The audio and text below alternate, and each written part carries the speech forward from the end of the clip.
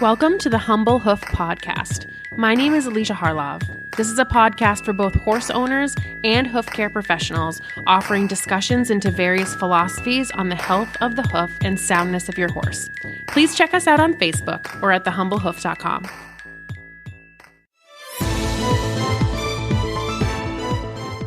Trying to choose the right supplements for the right horses often feels like a chore, and you have enough chores as it is. Fortunately, there's Equithrive, whose mission is to make this whole nutrition equation easier on you and much more beneficial to your horses. Equithrive's lineup of pelleted supplements are developed with care, backed by science, and a 100% satisfaction guarantee. Not to mention picky eater approved. Whether you need advanced joint care for your equine athlete, gut, or metabolic support, Equithrive is your one-stop shop for feed tub fortification. Do your horses and yourself a favor and visit Equithrive.com. Use the promo code HumbleHoof and get 20% off your first order, plus free and fast shipping nationwide. Don't forget to use HumbleHoof, all one word, to get 20% off your first order at Equithrive.com.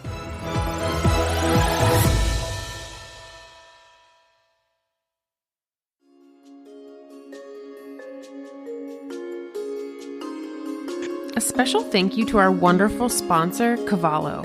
For our Humble Hoof listeners, they are offering 20% off their Cavallo Trek hoof boots using the coupon code HRN at checkout.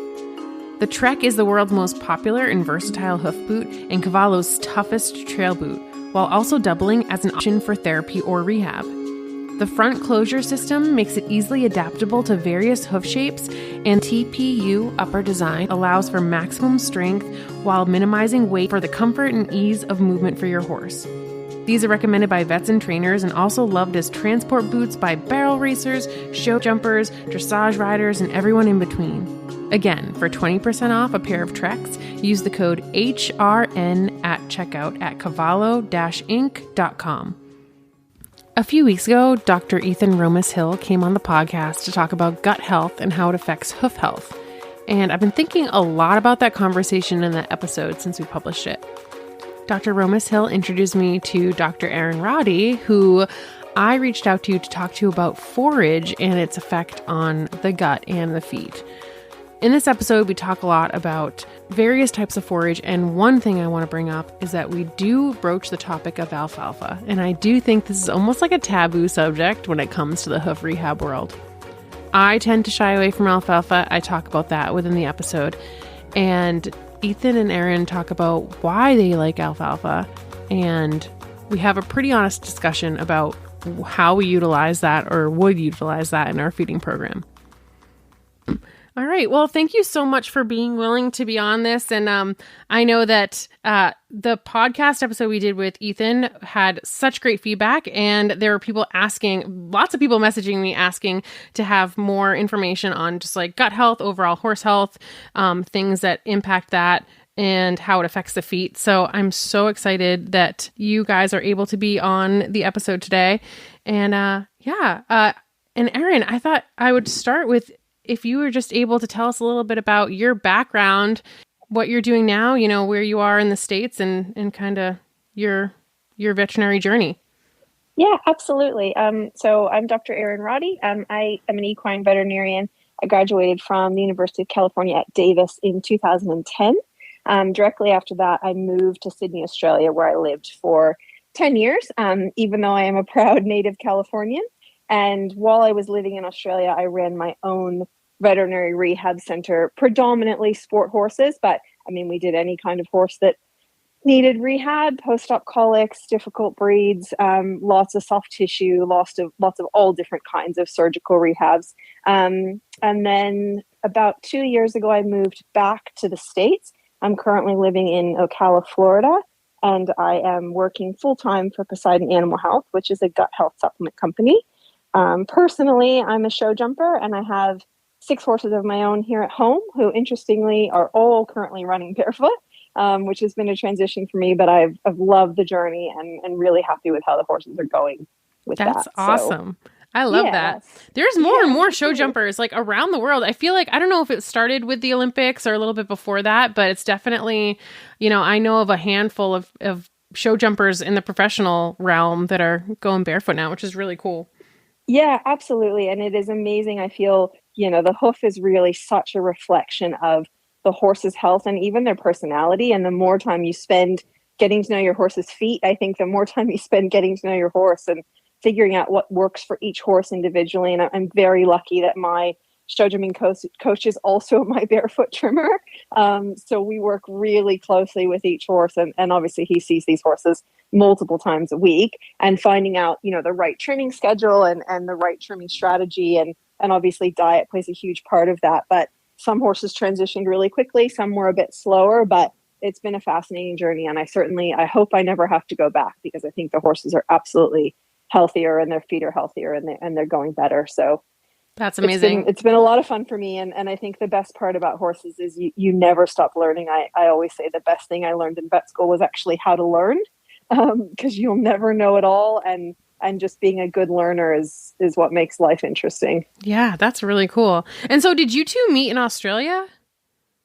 Erin and I have never met. Really? I feel like we have, because we spend. It's funny because we're in opposite time zones. Like almost like, for instance, Erin called me for my last night, but her this morning, I guess, and it was a straight away, Erin, I'm sleeping. He had just been messaging me in my defense, and I got in the car. I thought, I'll just ring him rather than continuing to text while driving. And he answers all offended that he was asleep. Being a workaholic, I work right until the moment I fall asleep, and being the person I am, I don't fall asleep, I pass out. Erin and I are not only colleagues, but we're very good friends as well, and it's nice to. It's interesting when we work together, because we've sort of both got very progressive opinions of things, but to find someone that I so frequently agree with on progressive opinions is really, it's encouraging to keep going down that way. So no, we've never actually met, but it feels like we have, and we speak every day, and we're always trying to beat down new pathways in vet science, I like to think. Yeah. Exactly, 100%. That's really cool. I know. I love, like, everybody that I've talked to kind of in your world. Ethan has been super interesting. So thank you for introducing us. That's awesome. And my pleasure. And I know that so Ethan and I, for those who are listening that aren't in my personal Facebook Messenger messages, Ethan and I have been chatting about a handful of different things ever since he was on the podcast, about gut health and hoof health and metabolic issues. And one thing that I keep coming back to is forage, because here in the States, I feel like it becomes one of those things where, I at least become obsessed with the forage that I'm feeding my horses, because that's the primary way they're getting calories. That's, the majority of their diet. And I feel like some changes in forage can make or break a lot of hoof issues. And that's just my barometer, because that's what I'm staring at every day. Other people might be looking at like their coat or their top line or their muscling. I'm staring at their feet. And so I would love to chat a little bit about forage, and specifically, what are our horses eating day in and day out. And yeah, I know that we can kind of dive into some things that I've been trying to understand better, especially in regards to like types of hay and things like that, if you guys are up for that. Yeah, absolutely. I think it would be almost interesting to start with what I know from Australia, and then pass over to Erin to talk more about the US forages. Sure. But it's actually fairly recent news to me that cereal grain-based hay is not a thing over there. So in Australia, your most common hays that would be fed are lucerne hay, which is alfalfa, and an oaten hay, which is not a thing over there, I gather, right? I have not heard of oaten hay. No right, oaten hay over here. So oaten hay is obviously just the byproduct of oat production. Obviously, people crop it just for hay as well, and it's a higher energy hay. It's nice and fibrous, but it's also quite starchy. So I'm not going to be here to explain my personal vendetta against oaten hay. It's not my favorite, but I'm just saying that there's a lot of difference geographically to how we feed horses, which is always interests me, because you can grow a lot of these same crops in both countries, but we don't. So that highlights for me how much of how we feed horses is sort of based on the stories that we know and the stories that we tell, which is basically just how we share information. That's how humans share information, is through stories, and that dictates what we grow and what we feed. So I think that having an open mind to new information surrounding anything we do with horses, but in this case, forage sources, is a really cool thing to do. Because you may be set in your ways. You know, people have the haze that they feed and whatnot. You've got your own cognitive biases and confirmation biases, where you'll go out and look for reasons to do something you already want to do. But when you think about that geographic variation, I think it's almost humbling and gives you more insight into yourself, and that's a really great way that you can always be improving. So I was thinking about that last night and thought it was worth mentioning today, because it does highlight that pattern of human behavior. Yeah, and actually to follow on that, I got to spend some time, in my university education living in the UK, which was very interesting, again, to see some regional variations in how horses are kept and how they're managed. And one of the real differences I found, I'd say the UK is an extreme example. Australia is probably the middle, and the US would be the far right, so to speak, political implications notwithstanding, that in the UK, they tend to store, and in a lot of Europe, they tend to store a significant amount of hay for a long period of time. So there are a lot of horses and barns in the UK that feed one batch of hay for an entire year. In Australia, the farms, that's a little bit more difficult because the weather can be very extreme in Australia. But at the same time, when I ran a farm in Australia, I would buy hay 300, 400, 500 bales at a time. Here in the US, I frequently see people buying 1 bale of hay at a time or 2 bales at a time, often from, certainly different batches, often from different stores. I see people all the time walk into a feed store, ask for a type of hay. If the store doesn't have it, I know they just go down the road.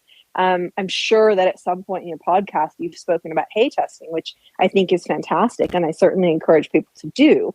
But it's not very feasible to try to test 1 bale at a time, right, if you're changing sources of hay daily or weekly or monthly.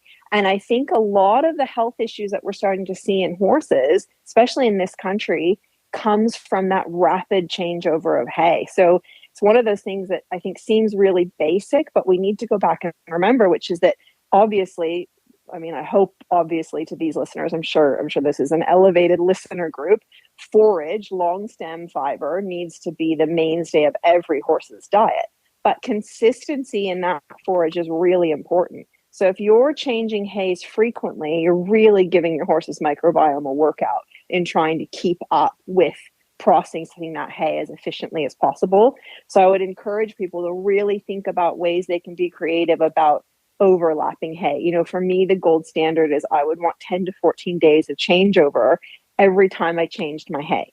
Now, obviously, if you can only store a bale or 2 at a time, you need to get creative about that. But I think before we even talk about any types of hay, just thinking about trying to achieve as gradual a changeover between hay as possible is really, really important. Yeah, no, that totally makes sense. And I think there are a lot of boarding facilities where they only get, like you said, maybe a week of hay at a time, at least in my area. And I try really hard. Like I typically store about 3 to 4 months of hay at a time, which still, again, even with a big trailer delivery, I feel like there is some differences at times, like bale to bale, because you have different parts of the field or, exactly. So it does get tough. And that's something that, I have chatted with Ethan about too. And even the fact that like here in Massachusetts, one of the most common types of hay that you can go buy is Timothy. And when I mentioned that to Ethan, he's like, "Oh, that's so high in sugar," which I test all my hay. And like my hay tests are, less than 1% starch and less than 7 or 8% sugar between every single time I've tested it. But it's funny how, we're just so used to having hays that we categorize as high sugar hays. Yes. Right. Exactly. Yeah, it is really hard. Down here in Florida, obviously we feed a lot of Timothy. We feed a lot of orchard grass, which both can be higher in sugar. Now, I'll I'll caveat that with, I think it then becomes really important where you're getting your hay from. I know here in Ocala, we have a lot of feed suppliers. We have a lot of hay suppliers. We're very sort of spoiled for that because of the numbers that we have in this area. And there are stores that you can go into where they are buying, where I get my hay from, that store will not buy less than 3,000 bales of a type of hay. Wow. So that hay is tested and they can provide the testing information. So even if I'm only buying a bale a week from that store, I know that that bale is coming from a batch of 3,000 and that they have the testing on that bale. So that makes it a little bit easier. I don't have to do the work as much myself of the transition. And that's just about kind of searching that out in your area to the best of your ability. And you're right, there are Timothys that can be lower in sugar and there can be Timothys that are higher in sugar. And I think sometimes, maybe we can't do the testing ourselves, but if you seek out that slightly better supplier, sometimes you'll pay a little more, but in my opinion, even though I work for a supplement company, I would much rather see you spend more money on good quality hay and less money on supplements than just buying whatever the first bale you find is. So I think the thing that makes up the majority of your horse's diet is where we should put the majority of our dollars.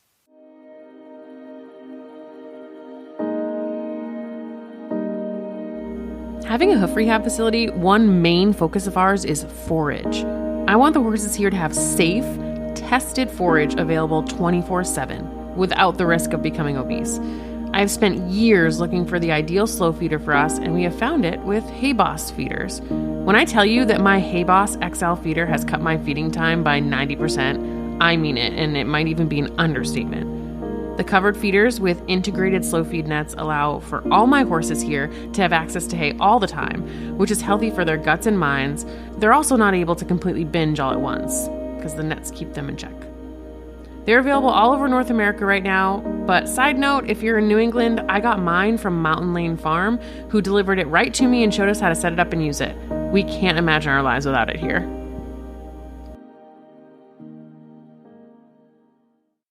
Yeah, absolutely. And I will say, I typically buy hay straight from hay farmers instead of from a store, just honestly because of pricing. And, you tend to get a better deal. I have the ability to store it in bulk. But I will talk to the hay farmers and say hey, on average, when do you typically cut your hay? And, if they're cutting it early morning because they don't want it to be super hot when they're out on the, tractor or whatever, I feel like all the hay farmers that I've talked to that have cut their hay very early in the morning, I get consistently low results. And that's not going to happen all the time. It depends on the weather and depends on a lot of other factors and what's going on, that time of year with the climate. But that's another thing that, if people can't test their hay, but they tend to know where it comes from and they know when it's cut and what kind of hay it is, you can kind of start to get a little bit of a picture. But I think that nothing's as good as the gold standard of testing, but I know it's not nothing's possible. As good as testing. It's not always possible, but you're right. I mean, if you can get it direct from the farmer, if you have that luxury, in Florida, the only thing that grows is peanut hay, which I'm actually a big fan of peanut hay. I feed peanut hay and I really like it. But it's either coastal hay, which has a lot of issues with impaction colic, although there are some ways around that, or peanut hay locally. Otherwise, all of our hay is coming from really the Pacific Northwest, to be honest, or Montana or places like that. Yeah, hay is very expensive in Florida because it has to come a very long way. So what is peanut hay? It's a legume hay. The people down here will tell you it's the alfalfa of the South. It's a legume hay. It actually has a very similar profile to alfalfa, and horses love it. I was sort of recommended to get onto peanut hay when I came here. I brought 3 horses from Australia with me, and that was a major learning curve because one of the things I found, the differences between Florida pasture. Now I run 6 barefoot horses in a herd, and they are outside 24/7, except for right now when it is actually so hot that it's cruel for horses to be outside. I am not a fan of stabling horses, so my horses come in at 1 p.m. in front of the fans, and they go out as soon as the temperature drops enough for it to be fair for them to be outside again. But the pastures here are mostly bahia, and that grass really doesn't hold the kind of nutrition that the kaikiu, which is the natural, the most commonly occurring grass in Australia holds. So I found that when my horses moved here, previously horses that had done extremely well off of pasture alone with just a little bit of supplemental, we fed a meadow grass hay in Australia, which would be comparative to kind of a low quality orchard grass here. They were just not doing as well. And so I did need to look for some more protein, some more calories for them. And I was directed to try peanut hay. And I have to say, they really like it. Very similar profile to alfalfa. Obviously, it can be purchased, it's locally grown. And so it can be much more inexpensive than alfalfa because it doesn't have to be transported so far. The only problem with peanut hay is it's actually quite a small leaf. And so it falls apart quite easily. So it can be a little bit of a pain in that as soon as you sort of open the bale, it kind of goes poof and falls everywhere. And so, that's a little bit annoying. If you're in a big sort of boarding facility, I think that can be a real pain.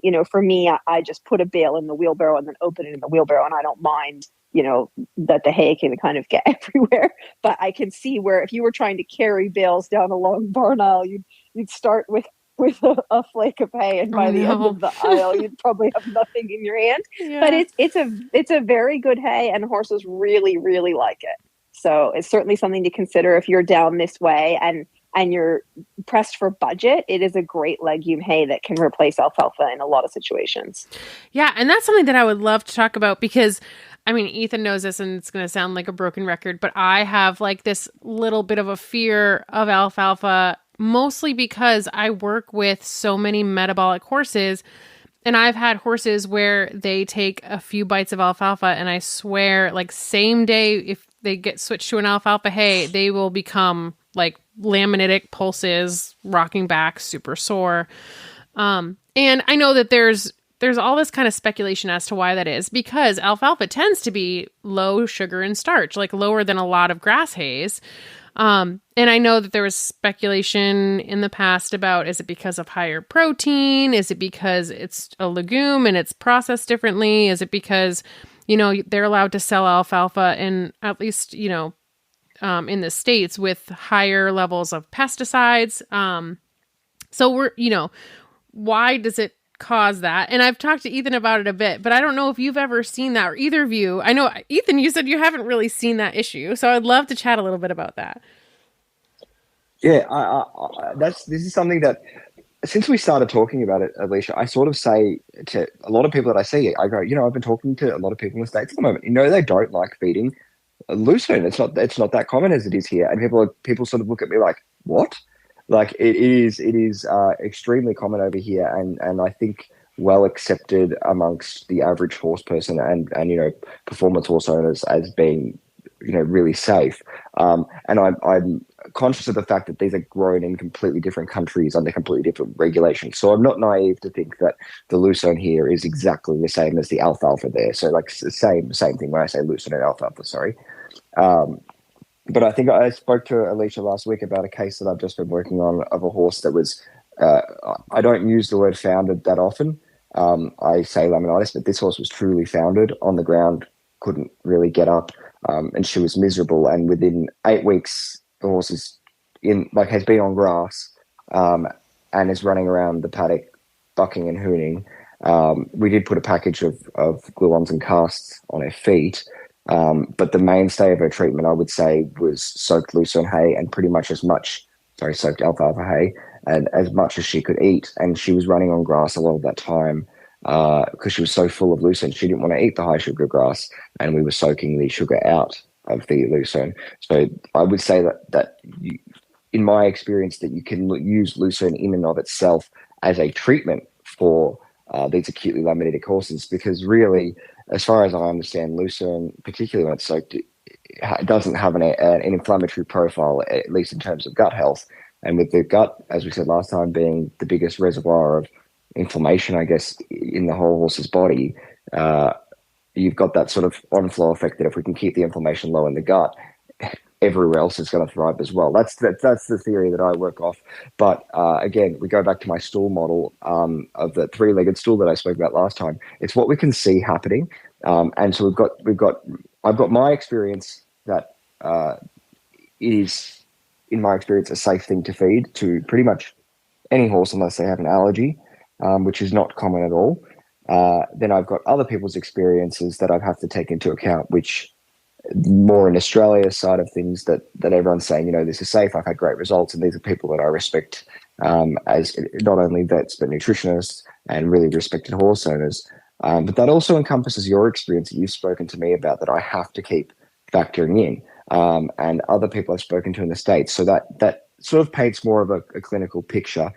And then we've got the research, and the research, as you've sort of touched on, there's not a lot, if anything, in literature that says why it would make horses sore on the feet. I work off the theory that maybe, we've touched on transitioning hays and transitioning feeds horses, and Erin mentioned, like, 10 to 14 day period. How long does it take the microbiome to adapt? How much involvement does the microbiome have in the laminated process? We still don't know, but we know there's about 10 times as many microbial cells in a horse's body as there are horse cells. So I think we probably underestimate how involved the microbial process is in any inflammatory disease. But I've said this to Alicia before, is it the sudden inclusion of alfalfa in the diet? You said they eat a couple mouthfuls and then they can become footsore. Obviously those horses, again, I'm throwing back to last episode again, where I said that horses have a finite capacity to cope with stress. That's variable, I think, between horses. They've all got an individual capacity to cope with stress. So the horses that we're seeing with clinical presentations of laminitis probably have a lower capacity to cope with stress. And Dr. Nerida Richards is a PhD nutritionist, and she's got a great article on just the level of enzymes that are available in the small intestine of horses and how it varies between horses, which is really cool. And that's why you'll see some horses can do better off different pasture types and whatnot. I think that just ties in really well with what I'm saying here about horses having a variable capacity to cope with stress. Long-winded way of saying these horses that you're seeing are already there for a reason. So maybe they are the horses that have a limited capacity to cope with stress. They may need a month to transition to Lucerne, maybe starting with less than a handful at a time. It's sort of a skewed population, but I think it's definitely worth considering because it helps us to paint this picture and make it safer to give horses access. Like, I think everyone agrees, if we could give safe access to all horses to alfalfa hay, we would absolutely do it because the nutrient profile is fantastic. The horses do so well on it. It's a natural buffer. When we look at, again, I'm throwing to another paper, but I read a paper recently where they were measuring certain I don't want to say minerals, certain components of good quality hoof versus bad quality hoof, and ones that always come up are methionine, lysine, zinc, and obviously biotin, but we've spoken about biotin being produced in the hindgut. And you've got, the profile of those amino acids and the zinc component is fantastic in Lucerne. So really, as a hoof food, Lucerne is wonderful, and then it's going to increase the ability of the hindgut to do its job. Sorry, I'm using Lucerne and alfalfa interchangeably. Trust the process.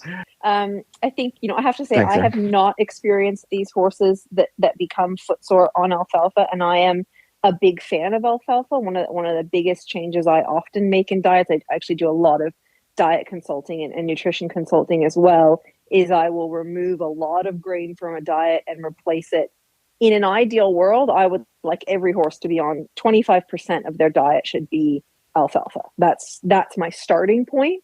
And then I work from there. Now, if we have a horse with a history of intolerance, that's obviously something to consider. And I would agree with Ethan. I think it's probably the overloading of a stressed microbiome in these metabolic and laminitic horses that the change is too much for them.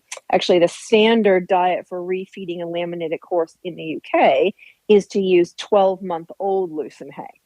And obviously they are able to store their hay in such a way that they can keep hay for 12 months before needing to feed it. Australia was never lucky enough to be able to produce that kind of hay, but that is the standard for refeeding a laminitic horse in the UK, is to feed them 12-month-old alfalfa or Lucerne hay. And because of what Ethan's saying, it actually has such a beautiful profile for horses in so many different factors, both from top line as a buffer, all of the good hoof food that's in it.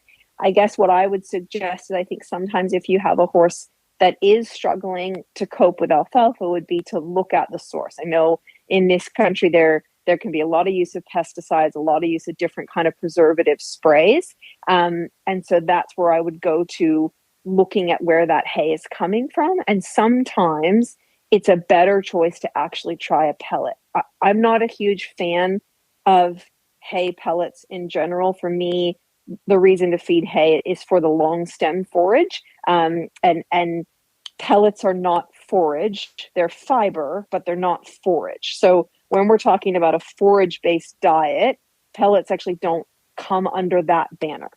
But obviously there are times when we need to use pellets, horses with difficulty chewing, horses where maybe we need to expand the size of a meal. If we're looking for some variety, I'm working with a client right now in San Diego, and she has a very limited access to different kinds of hay.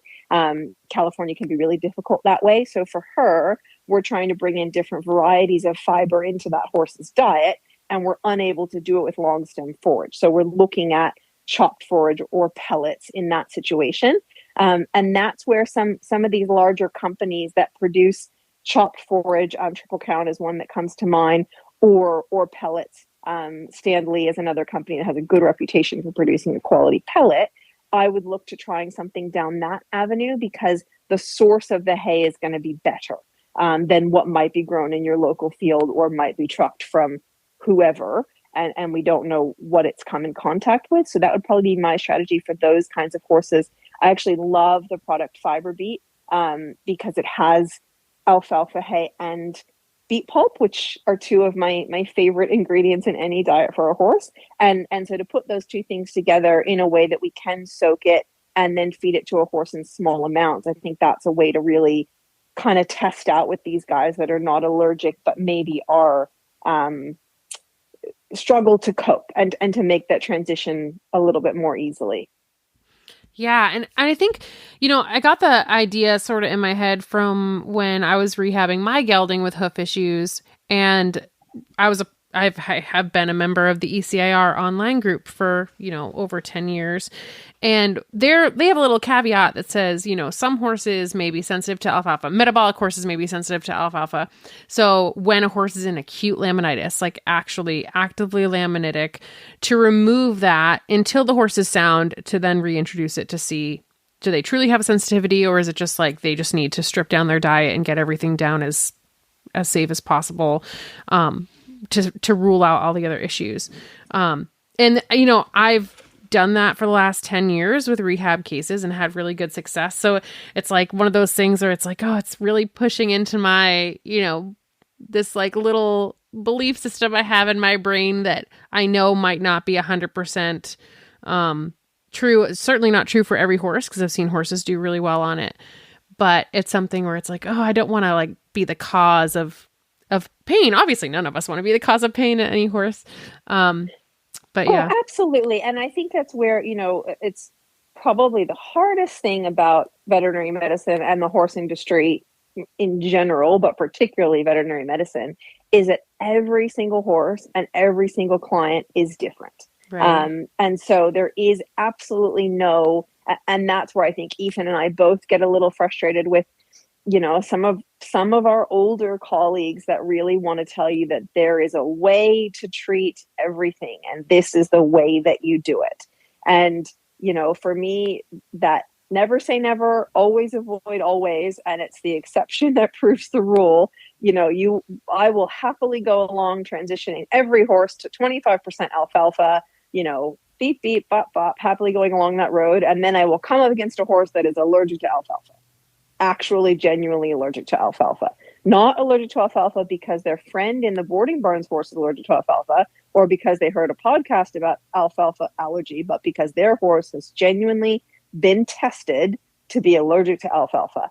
And then we have to reinvent the wheel. And that's where we might bring in something like a legume, like a peanut hay, or we might look at, there are a couple of other legume products on the market from different parts of the states that we could introduce. But again, I think really trying to feed a long-stemmed forage-based diet and including some kind of legume over other sorts of proteins is the goal. And we just have to work to make that fit every horse in the way that we can. But, I think if we just keep trying to get back to that, that's going to keep you ahead with a lot of horses. And you're right. Some horses that are in acute laminitic state, we need to give them a break and we just need to get them healthy again.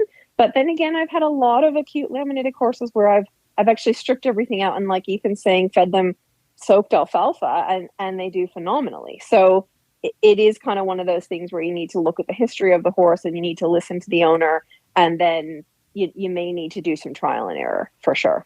I was just going to say, I think that feeds really well into the idea of fiber diversity, Erin. If you're feeding, there's a tendency to want to feed one or two fibers, but if you're, or forage sources, if you're feeding a diet that has several different types of forages in, relatively small amounts, I mean, we want them to be there in an effective amount. We're going to, I like to say, train the gut and the body to be able to cope with multiple different types of feed. And so if you've got a horse that's on, say, the fiber beat that Erin was just speaking of, and then, you're feeding it some Timothy hay and trying to think of feed sources over there that are some orchard grass, some hay orchard, yeah, hay. and then when you get to these points where, I mean, hopefully if they're being fed like that, they won't become laminitic, but then you've got options when you do get there. Whereas if they are fed one thing and one thing only, and then they go into a sudden crisis, making change is really hard. It's easier to take away. I think taking away you're going to get a big microbiome shift even with taking things away, but it's a heck of a lot safer than adding things in suddenly. So I think always running with fiber diversity is a great idea. Absolutely. It's interesting. There's a lot of anecdotal evidence here in Florida that coastal hay, which is locally grown in the South and is actually quite a good profile for horses in that it's a low sugar, low starch hay. But it comes with this fear of impaction colic. Now, if you take away the anecdotal coastal hay causes impaction colic, and you were actually to look at a bale of coastal hay, it's actually not bad to look at. It can be a little stemmy depending on where you get it from, but they're fine stems, certainly finer than most Timothys or a lot of alfalfas I see. Horses tend to like it. And so I heard this, coastal hay causes impaction colic. And I sort of went, okay, that's interesting. Let's dig a little deeper into that. There has to be a reason for that. And then what actually a lot of the research and clinical experience from vets in the area tells you is that people bring their horse to Florida, a horse that has always been fed alfalfa hay generally. Alfalfa hay here can run, a 2-string bale can be $45 to $50. A good quality 3-string bale can be $60 to $70. They get here, they see the price tag on alfalfa that's being shipped from Montana. They go, I'm not going to feed my horse that. It's too expensive. But coastal hay is sitting there at $11 a bale. They buy that, and then their horse colics. So is it the coastal hay, or is it that the microbiome, which was trained exclusively to alfalfa, suddenly is being asked to process something completely different? So for me, I think I have successfully fed coastal hay to horses, but as a percentage of the diet, not as a sudden switch, and you do need to train the gut for change. So the more robust our microbiome can be, and that's from feeding a wide variety of forage and fiber sources, the healthier that horse is going to be able to cope with change. The change won't stress the system the way that a horse that only gets one fiber type or one forage type will be. Yeah, and I do think something that I've sort of dived into since Ethan was on the podcast a few weeks ago is the importance of the gut. And I know that that's been talked about for quite a while, and it's something that's taken me a bit to focus on more. But I think that something that I sort of mentioned to Ethan a few days ago was, okay, so maybe if the gut is as healthy as we can get it, we can feed these horses things that we didn't think we could before. I'm not saying like, let's go chuck things at them that are going to like actually cause problems, but it sounds like, we're so used to not really focusing on the gut, not really focusing on how to get the gut healthy. And like you were saying, so often our horses are eating like Timothy hay. That's it. They get Timothy hay for 25 years of their life and that's all they eat. And then how is that, what is their microbiome looking like? But if we could get it to that more biodiverse, state, then maybe there is a way to feed other things that wouldn't cause a reaction. I would go so far as to say not maybe. If you look at what horses would have done prior to domestication, which has been such a short piece of their evolutionary history, horses would have eaten, I would wager, hundreds of varieties of fiber. Different grasses, different leaves, different weeds, different trees, different branches. And if you watch horses naturally, even non-natural horses, so my show jumpers, I bring them in to tack them up. Where I tie them to hose them, there are some branches and some bushes. Every single horse, every single time, goes to eat these bushes. My horses do not have a mineral deficient diet. They are very healthy. They have a very well-balanced diet, but they are constantly looking for a variety of forage. That's what drives horses, is the desire to have a variety of forage. And we as humans have gone, I'm going to isolate you in a jail cell, which is a 12 by 12 box stall, and I am going to feed you, let's pick a good vegetable. Let's say broccoli. I'm not sure that I would compare Timothy Hay to broccoli, but let's say broccoli. You're going to eat broccoli breakfast, lunch, and dinner every day for the rest of your life. Broccoli is really good for you, but if you only ate broccoli forever, I don't think you'd be a very healthy person. People need a variety in their diet, and horses do as well. Now, horses don't need all the food pyramid, but they do need a variety of forage. And I think that's where we've gone really wrong, is getting stuck in feeding one kind of hay. When I do diets for people, I try to include, my goal is a legume hay and 2 types of grass, because I feel that that's kind of what the modern barn can handle in terms of complexity.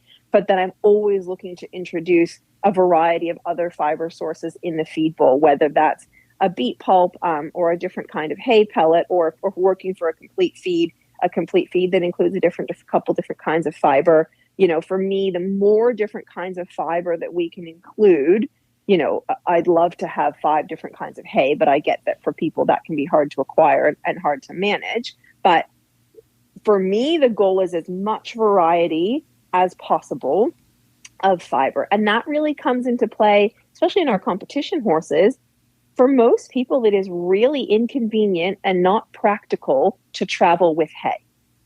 So if you show often or you travel often, every time you go to the show, you're going to arrive at the show, you're going to have hay delivered there. That is going to be a different type of hay, or certainly, even if it's Timothy, everybody can attest that there's a million different kinds of Timothy and what it will look like depending on where it was grown, when it was cut, etc. If your horse has always been fed just Timothy hay from home, even if you get them Timothy hay at the show, that is going to be a shock to the microbiome that is only used to processing one thing. The more variety of fiber that we can include, the more variety of bacteria we're going to have, and the more robust the microbiome will be. And that change won't stress the horse as much. Where if you're working in a very narrow lane of feeding one type of hay day in, day out, it's going to be a real shock to the system when we introduce even the same type of hay, but a different batch or from a different area. Yeah, right. Exactly. That makes total sense to me. And I don't think it's like totally dispelled all my fears about alfalfa that have been in there for over a decade, but I am more willing to, at least with my horses that aren't metabolic, start to now that I'm actually focusing on the gut, start to incorporate some legumes and see how they do, and hopefully their feet don't fall apart. But I'm trusting that you two are seeing beautiful feet. So, I know that Ethan absolutely has barefoot horses too. And, I kind of go by barefoot as the standard, because I know if they're barefoot and working, then they can't be super footsore, or they can't be laminitic. You know what I mean? Absolutely. No, I think, and it's funny, and this is where some of these regional differences, it's scary, but it's interesting to hear how different people talk. So in Australia, I would say 95% of my clients tell me that horse will not grow a good foot if you take the lucerne away. Wow. And these, the horse comes to board with me, right, in a boarding center, And the number one thing that the client would say as they drive out the gate, because alfalfa hay is more expensive generally, is if you take that alfalfa or the lucerne away, the feet will fall apart. And I think that's a pretty standard feeling in Australia. And I know that's the same in the UK as well, that in order to grow a good foot, you need alfalfa, or I would expand that to a legume, because there are a couple of other legume hays out there. In Australia, we actually also have clover hay.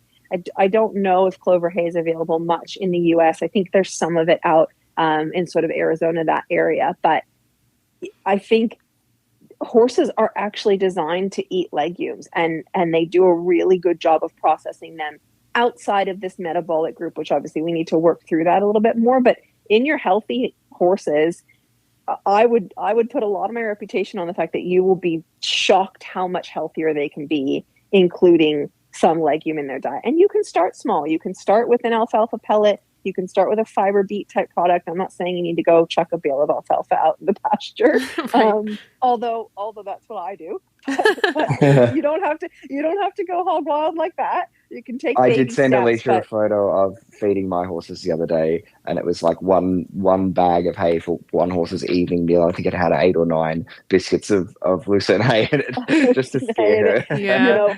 For me, I like to stay around that 25 to 30%. In the diet, and these are working performance horses. For some horses, 25 to 30% is too much calories. But I grew up in California, and this is how things kind of go in waves. So when I was growing up in California, I grew up at a big show barn. We ran about 150 to 200 horses, and those horses got alfalfa hay and alfalfa cubes, and that's it. And they all stood in box stalls all day, every day, and they got fed alfalfa hay 3 times a day, and they all had a 40-gallon drum in the corner. They had alfalfa cubes, or if it was a horse that was prone to choke, they had alfalfa pellets. And I have to say, thinking back on those days, I have never seen 200 healthier or happier horses than those horses. They all did phenomenally well. And I didn't realize at the time, now I would probably do that a little differently, but it was amazing how horses of all different age, breed, size, doing a number of different jobs, coped really well on straight alfalfa all the time. So I think regionally and with the times, we get a little stuck in a trend, and we have to be careful to go, am I stuck in a trend? Is this true? Or is this just a bit of, old wives' tale or new wives' tale? What's hot right now? What's popular right now?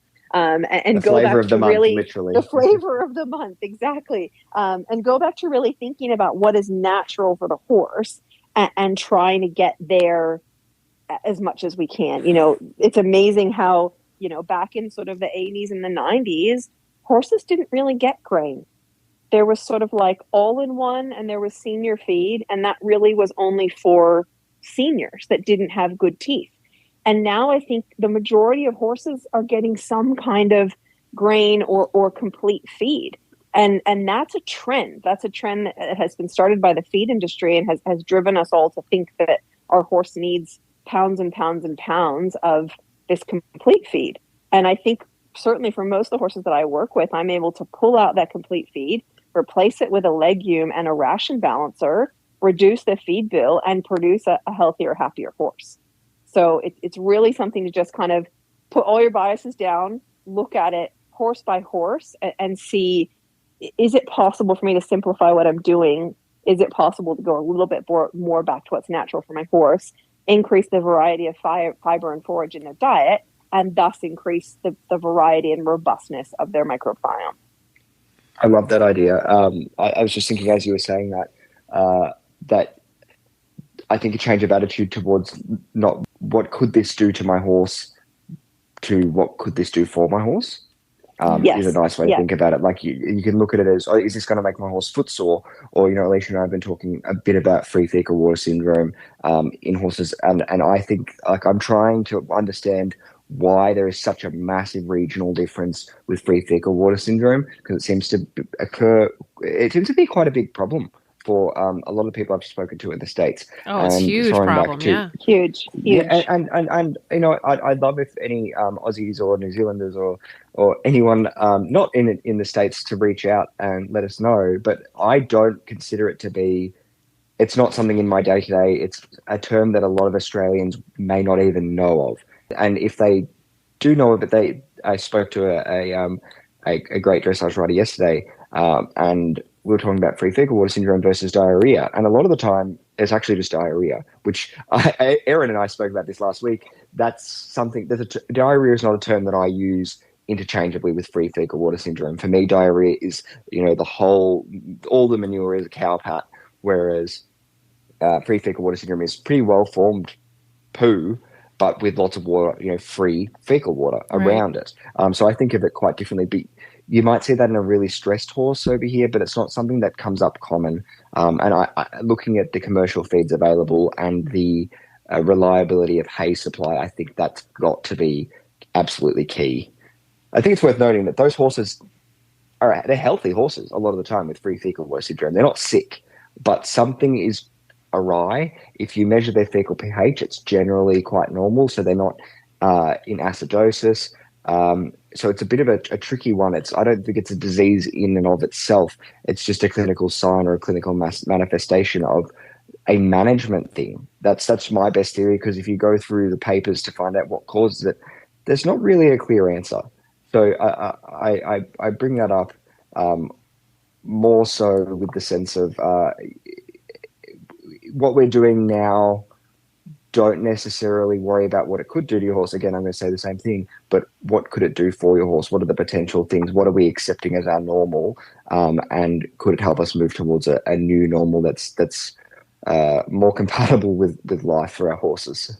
Yeah. Absolutely. And for me, free fecal water is one of the things I've come up against the most since I've moved here. And the thing that I've had the most success with in dealing with it has been a postbiotic. And I'm going to say that again, real clear for the people in the back, a postbiotic, not a probiotic. In my opinion, the best probiotic for any horse is hay, more hay again. Best probiotic is hay. But postbiotics seem to be really, really effective at dealing with free fecal water. And again, we need to do more research. This is out in the trenches type stuff that I'm talking about, is literally of just trying different things and seeing what works. But what that tells me is that the free fecal water syndrome is an expression of the horse being dysbiotic in their microbiome.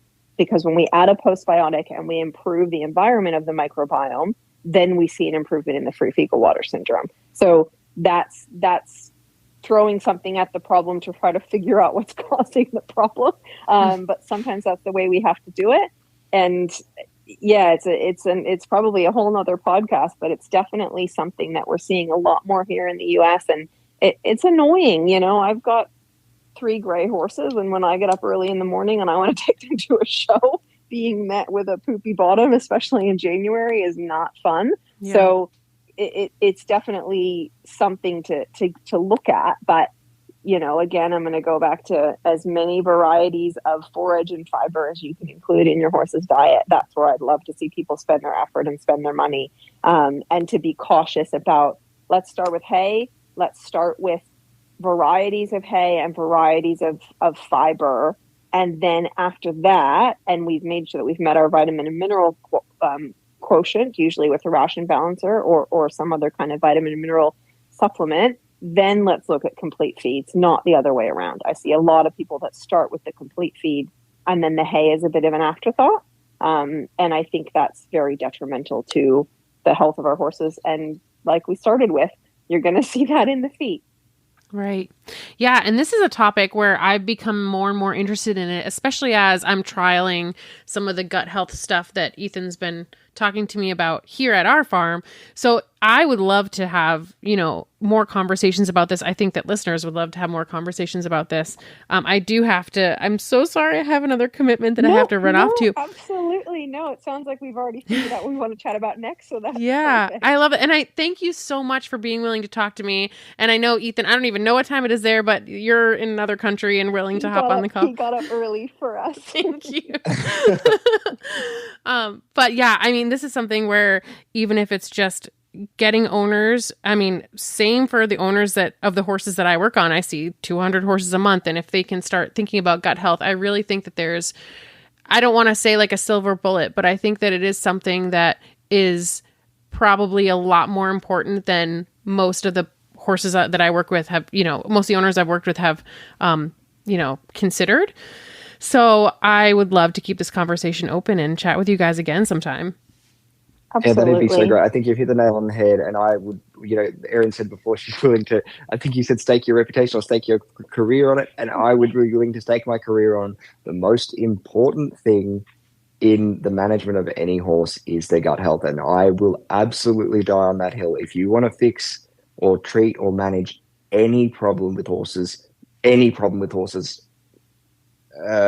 a few caveats, but generally, if you are focusing on the gut health as a primary, you're going to see benefits, and I think that's almost invariable. I don't know if Erin, you probably agree with me on that. Absolutely, 100%. I would say gut health is the most important thing in horses, for sure. And I would love to see that brought to the fore.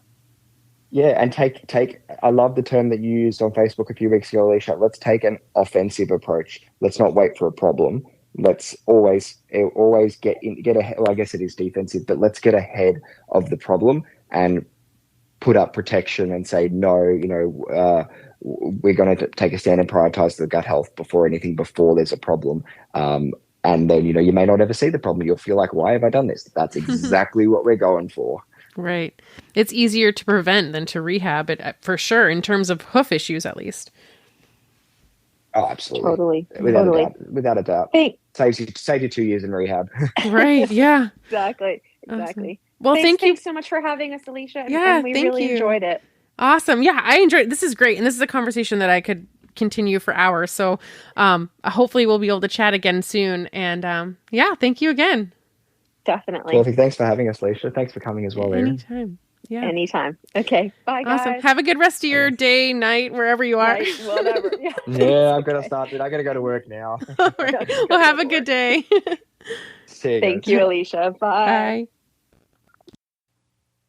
I always say that I'm slightly more hoof obsessed than the average person, and chances are, if you're listening to a hoof care podcast, you are too. So we should probably be friends.